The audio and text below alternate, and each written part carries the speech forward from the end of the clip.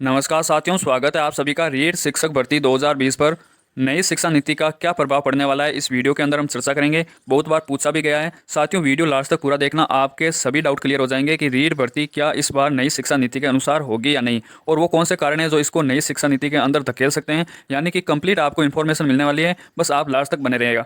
साथियों, आपको पता है नई शिक्षा नीति को कैबिनेट के अंदर मंजूरी मिल चुकी है, यानी कि कैबिनेट के अंदर इसको मंजूरी मिल चुकी है। अब इसके अंदर एक प्रावधान है कि जो भी शिक्षक भर्ती होगी उसके अंदर इंटरव्यू डेमो क्लास करना अनिवार्य है, यानी कि सभी को करना ही होगा। और उसी को लेकर सभी को दिक्कत है कि ये सरासर भाई भतीजावाद को बढ़ावा देने वाला, भ्रष्टाचार को बढ़ावा देने वाला है। तो नई शिक्षा नीति को कैबिनेट के अंदर मंजूरी मिल चुकी है। अब इसका क्या प्रभाव पड़ेगा उस पर चर्चा कर लेते हैं। सबसे पहले बात करते हैं कि अब आगे का प्रोसेस होगा क्या। यानी कि मंजूरी तो मिल चुकी है, अब ये आगे नई शिक्षा नीति को किस प्रकार उतारा जाएगा। तो साथियों, मैं आपको बता दूं, नई शिक्षा नीति का सबसे पहले ड्राफ्ट लॉन्च किया गया था। उसके बाद में जो जो संशोधन को लेकर सुझाव आए थे उसके आधार पर अंतिम रूप दिया गया था नई शिक्षा नीति को। अब कैबिनेट के अंदर मंजूरी मिल चुकी है। अब नई शिक्षा नीति को लोकसभा के अंदर पेश किया जाएगा बिल के तौर पर, फिर लोकसभा में उसको पारित करेंगे। लोकसभा में पारित होने के बाद उसे राज्यसभा में भेजा जाएगा, राज्यसभा में उससे फिर पारित करेंगे और फिर राष्ट्रपति के पास जाएगी, और राष्ट्रपति उस पर सिग्नेचर करने के बाद ही भारत के अंदर नई शिक्षा नीति लागू होगी। साथियों, ये आगे का प्रोसेसर है। अभी तक एक भी राज्य और भारत में नई शिक्षा नीति लागू नहीं हुई है, केवल मंजूरी मिली है कैबिनेट की मीटिंग में कि ऐसा बिल हम संसद के अंदर लाने वाले हैं। ध्यान रखने वाली बात यह है कि अभी संसद खुलने वाली भी नहीं है।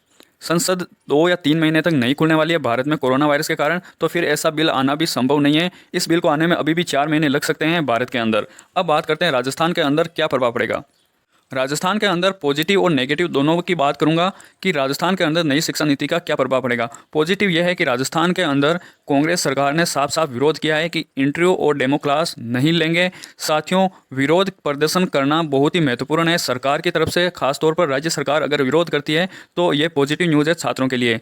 लेकिन नेगेटिव न्यूज़ ये है कि अशोक गहलोत जी की कांग्रेस सरकार अभी खतरे के अंदर है, यानी कि बाड़ेबंदी के अंदर है। उनके पास केवल 102 विधायकों का सहयोग है, जिसमें एक अध्यक्ष है सीपी जोशी, उनका वोट मान्य नहीं है। एक है भंवरलाल जी मेघवाल, वो आईसीयू के अंदर है। यानी कि कुल मिलाकर 100 वोट है, और अगर एक भी वोट इधर उधर हो गया तो अशोक जी गहलोत की कांग्रेस सरकार गिर जाएगी और फिर आएगा भाजपा का राज। और फिर आपको पता है क्या होने वाला है भर्तियों के अंदर, क्योंकि भाजपा तो पूरी तरीके से बीजेपी की इस नीति का समर्थन कर रही है। वो इंटरव्यू और डेमो क्लास जरूर लगाएगी।